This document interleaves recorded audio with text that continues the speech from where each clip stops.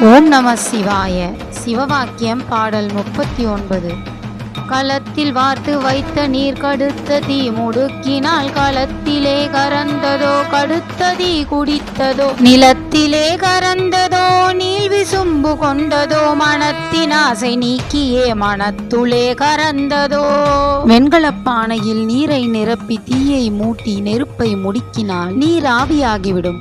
அந்நீர் எங்கே மறைந்தது? கடுமையாக எரியவிட்ட தீ குடித்ததா, மண்ணில் கரைந்ததா, அனைத்தும் அடங்கிய ஆகாயத்தை அடைந்ததா என்பதை சிந்தித்தால் அந்த நீர் ஆவியாகிய ஆகாயத்தை அடைந்ததுவே உண்மை.